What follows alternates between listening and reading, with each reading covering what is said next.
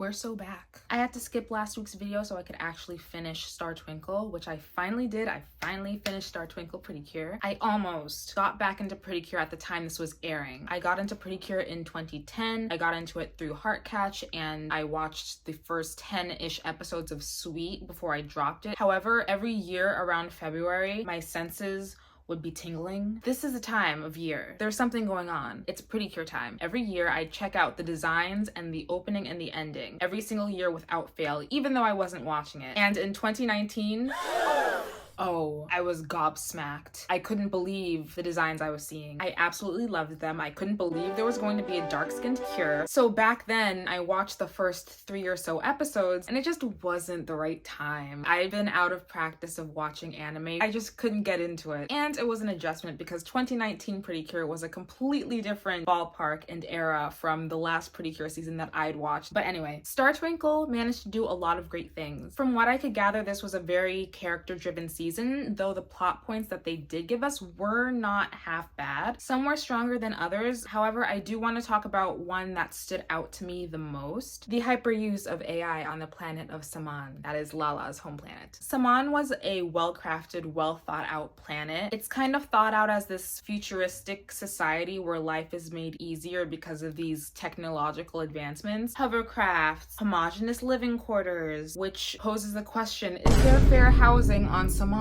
But most notably, using artificial intelligence in every facet of their lives. AI decides the jobs that they'll take in the future. It gives them information when they request it. The Saman AI is so well developed that they have the mother AI, that is the head AI of all AI. Like, this is serious. They didn't just come up with this. And it's all very convenient. However, there are very apparent downsides to this. They're so used to using hoverboards that they didn't have the energy to run away when they were in harm's way. There are no schools or places of higher learning because why go to school when you can have an artificial intelligence robot tell you exactly what you need to know? And most notably, Lala is feeling subordinate because this AI has assigned her to a career path that not only did she not choose, but has placed her in a lower rank of society. Openly at that. These are openly lower ranked positions in society, and they will say that. And does that sound right? Does this sound like the ideal advanced society that you would imagine? So much of this reminded me of the problems with AI in our worlds in real life. And while not exact mirrors of the problems on Saman, they are comparable. AI being considered in use of writers who have practiced and studied their craft in order to cut costs in the writer's room. A clear example of that is the writer's strike that is happening right now. AI art, that's art in quotations, just being a conglomerate of stolen art from real artists who are also losing job opportunities to this cheaper and fraudulent way of completing tasks that they don't want to pay real people to do. The idea of AI in Saman and in the real world is that it's supposed to make life easier, but how much is life improving if there are people who are being hurt in the process of it all? It's not an all-encompassing advancement if people are being left behind in the process. But it's interesting because Star Twinkle doesn't entirely put AI in a negative light. There are just some negative consequences to its existence. There are good things about it in the show. For example, Lala's AI is pretty much sentient and rescues the girls and has feelings for them. And there are websites in real life that are entertaining where people have conversations with a bot, and it's interesting to see what they will come up with and what they will say. So it is quite polarizing and unresolved. Something to think about. I got so hung up on this plot line in this season of Precure, but it made me realize the world building in this season is great. I really enjoyed the world building. I loved when they went to different planets and they met different people and experienced cultures and the ways of life of those aliens that they were meeting. It was kind of like what I wanted in Tropical Rouge. With Tropical Rouge having a secondary world being underwater, I expected them to do much more adventuring there than they actually did. I did watch Tropical Rouge before seeing this, obviously, but Star Twinkle did what I wanted Tropical Rouge to do in that sense. However, the traveling did tend to drag. It did, especially in that 20 range of episodes. You know, when it's like the summer episodes and we're on summer vacation and we're just going places and no one's doing their homework and blah, blah, blah. Everyone's having a good old time. It was dragging, especially the fact that that rocket ship broke down for like the 8th time. I even wrote it in my notes that that rocket ship was broken again. It was just a very drawn out portion of the show, especially when they were on that like water droplet planet and they were like mermaids and nothing was happening. One of the episodes, it was like, okay, we're 10 minutes in and we've not landed on a plot once. It's like, we're 10 minutes in, what is going on? The water droplet planet episode, they spent like 5 minutes transforming into mermaids.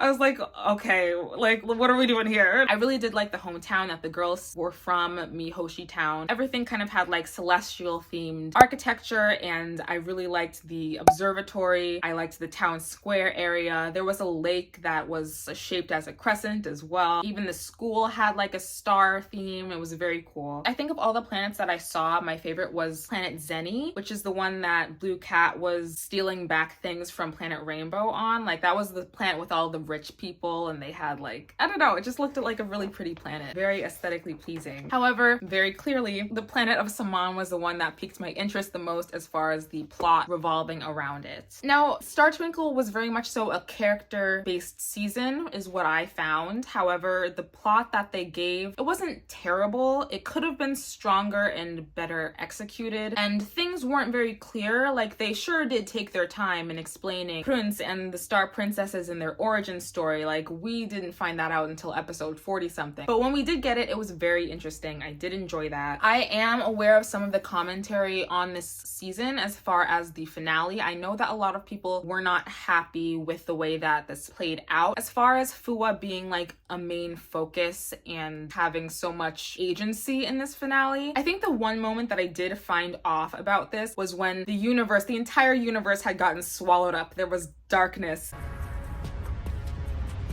And Hikaru was like, where is everyone? And the girls were like, they're gone. And then Hikaru was like, what? Girl, your family? Your friends? The entire universe is gone? But I also think that it's like kind of understandable. There was a lot going on. It was very traumatic. This was a very dark finale, which I didn't know and didn't expect. The entire world was ending. Everyone was kind of effed in this situation. The villains, the good guys. There was a moment in this finale when like everyone was gone. Everyone was dead. It was dark. It was scary. And the 12 princesses didn't tell the full story. And then Fua like sacrificed herself and then died. It was a lot. I mean, like, maybe if the 12 princesses had told them earlier that Fua would be lost in the process of all this, they wouldn't have been as shocked and traumatized, and they would have been able to connect all of their hearts as one as they needed in that final attack. And none of this would have happened if they just told them earlier, but I don't know. Just a thought. And in the end, they all managed to pull it together. Defending the ownership of their own imaginations was very nice. I thought that that was very nice. I think what was shocking about it was the fact that like Fua didn't know about this situation either, but then she learned and she hesitated. She was like, I'm gonna be gone forever. But then she made the decision herself and she sacrificed herself. It was very sad. I'm saying I'm not surprised that they were shocked by this and that she was so much so the focus. And am I making excuses for it? Maybe so, okay? Maybe so. And also the teaming up with the No Traders was very cool, very nice. I loved seeing that, especially that montage in one of the last episodes where they got together and they were preparing to go into battle. That was so cool. It was a very good message. They learned that everyone has different methods and different beliefs. Everyone has different imaginations in the universe. And just the way that they teamed up was so sweet. I really liked it. And that ending, the ending of this show was even sadder in context. I have to admit, I've seen this ending before. I've seen the clip of it, not the entire episode, but I've seen the excluded clip of episode 48 and 49 because back in 2020, I did see the finale trending on Twitter and I had seen the first 3 episodes, like I said, but it was enough context for me to understand the significance of Lala saying arigato. Arigato.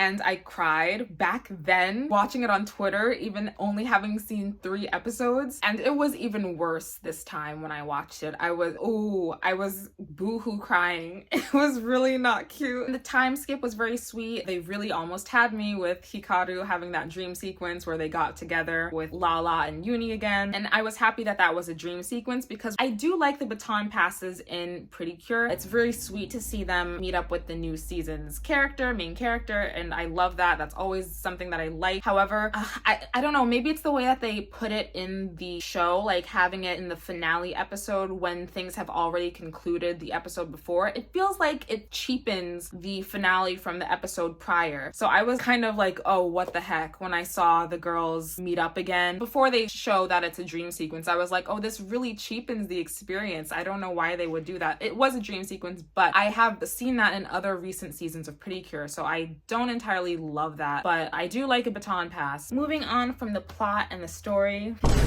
moving on from what makes this season a show, we're gonna go into the characters. This was just not a story-driven season. I feel like Pretty Cure in general is always about the characters, but sometimes that shines through stronger in some seasons rather than others. Yes, there were tasks and motives that helped move the characters forward, but we learned a lot about the characters, which was very nice. Favorite character reveal. My favorite character this season, which I did not expect, was Hikaru. That's my girl. I loved Hikaru. Yet another pink leader under my belt. Can you come up with something else? She just had such a good energy. I loved when she was running for the student council. It was so cute. She was just doing her very best. She was very artistic. Her wild imagination took her many places. Like, oh, she was just a textbook favorite pink for me. I really enjoyed her. I feel like we should have gotten more about her family, which we did. We did get more about her family, but we never really learned why her grandfather was kind of grumpy. Oh, actually we did. Just kidding. We did learn about why he was so grumpy. But he was grumpy towards Hikaru. Why was he so grumpy towards Hikaru, you know? Oh well. I think of all the characters, the one that arguably underwent the most character development was Lala. She started off having completely different values from Hikaru to becoming so interested and in love with the culture that is on Earth. I feel like a lot of her development happened privately whenever she would be on the ship with Prince, but what we did see when she was with the girls was very natural, and it was just so sweet to see. I always thought that she would be my favorite, but Hikaru just came and snatched it right out her hands. Also, Milky has the best transformation by far. Just like, my god. Whenever they would show the 5 panels, I couldn't help but look at hers. It's just so good. It's a different experience when you're watching it and you're seeing it every single episode. I was scream singing that song, man. Anyway, Lala's very cute and sweet, and I love her design and I love her. I adored her. Now for Elena. I heard a lot of people say that she was an underdeveloped character, and to me that meant, oh great, she gets like no focus episodes. So I was going into this expecting her to have very few episodes, very few focus. But as I was watching this, I was surprised by how many episodes she got. And maybe it's because I went in with low expectations already, but I was like, okay, another Elena episode? I thought you guys said she had no development. Now, the content of each episode is a different story depending on who you ask. Like, yes, a lot of her story has to do with her family, and a lot of her episodes had to do with that as well. But to me, it didn't feel as bad as Now from Smile or Akira from Kira Kira, where their entire shtick seemed to be about their siblings. And like, don't get me wrong, a lot of that was in Elena's character, but we got her wanting to become a translator, Elena valuing communication and connection with people, Elena limiting herself and her opportunities because she felt like she had more responsibility to take care of at home. Like, ooh, girl. Ooh. Who can relate? Ooh. My favorite episode was the one when she met that cactus character from another planet. That was a fantastic episode. The one thing I did feel off about was the storyline of Elena feeling different as a child. I wish that weren't displayed so much as a her problem rather than anything else. Like, it's in her head, which it very well could have been, but it was quite a choice. Though I guess sometimes this is what alienation is. Like, it can be self-imposed. But I guess I just expected them to touch more on her mixed heritage, making her subject to discrimination. But you know, they did, just not in the way that I expected them to. Elena's classmate sees her Japanese mom and her Mexican dad. He stared at them, and I'm like, oh my god, here it is. They're gonna address racial discrimination in Pretty Cure? And then the classmate was like, hey, your parents sing and dance? That's so weird. And I was just like, my mouth was agape. I mean, look, I don't know what the experience is like for someone of mixed heritage living in Japan, but what was showed in this show was like such a non-issue. I mean, moving on, I guess. Madoka, she was sweet. I feel like she definitely got the least amount of focus episodes, but what she did get was highly relatable. So it might have left a greater impression on me than it might have for other people. But Pretty Cure storylines where they change their career paths or don't know what to do in life because they always felt like they had to honor family lines and never felt in control of their own future always tend to resonate with me. Madoka's dad was kind of an ass for most of the show, and he never really apologizes for it either, but he does become the prime minister.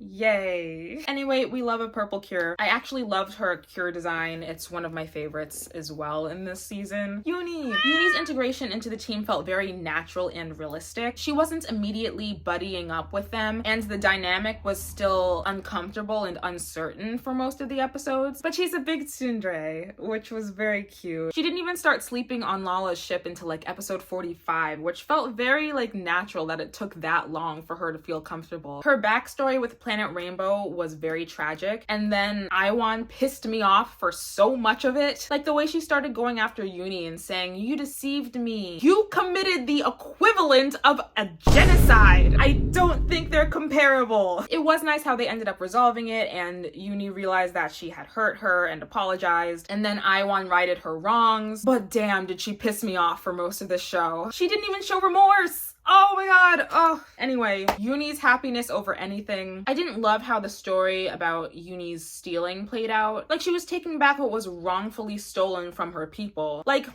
I wonder where we've seen this before. It's almost like life imitates art or something. Well, the girls did just want her to use different methods rather than taking things back and stealing them back and causing issue in that way. Talk it out rather than stealing it back. And I guess thievery doesn't really fit the Pretty Cure image.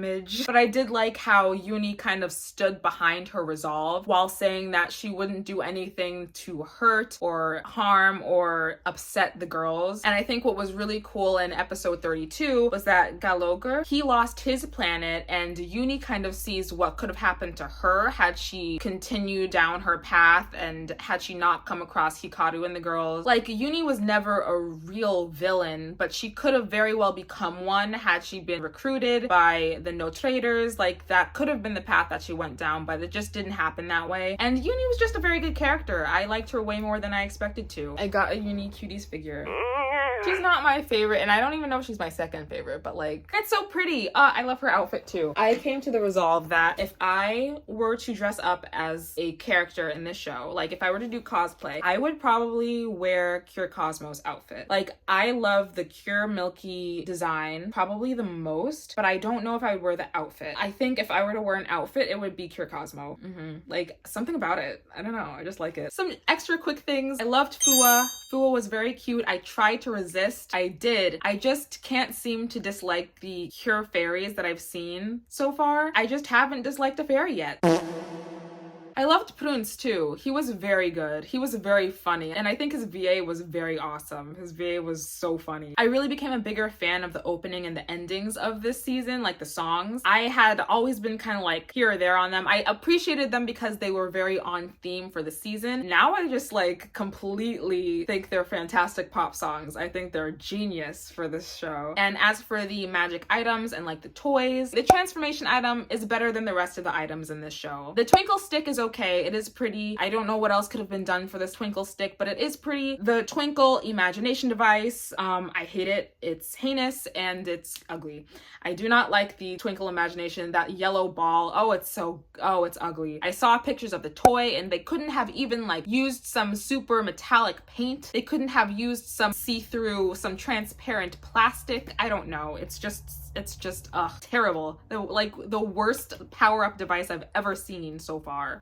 I'm sorry, I have such a hatred for it. It's just like such a pretty and like well-themed season, and the power-up device is a yellow ball. It's so unimaginative. And a season about imagination. Whatever. All in all, I did enjoy the season very much. I enjoyed my overall experience watching Star Twinkle more than I enjoyed watching Hugto. Yes, it's true. Here, I'll put in a graphic of seasons I've seen and where they rank so far, and newly adding Star Twinkle into the mix. This summer, I have to watch the Yes 5 seasons. I have to watch Yes 5 and Yes 5 Go-Go. I plan to do that before the adult season comes out, of course, in October. Now that I finished Star Twinkle, I can focus on Owl House and do some videos on that. I plan to do the Owl House season by season, so I'm gonna do season 1 first. I know they're not very long, and it's not like I have to watch subs. I think it's gonna be an easier experience watching the Owl House. But yeah, that is all I have for this video, and I will see you in the next one. I have 9 pages of script for this video, by the way. Stay gravy, baby.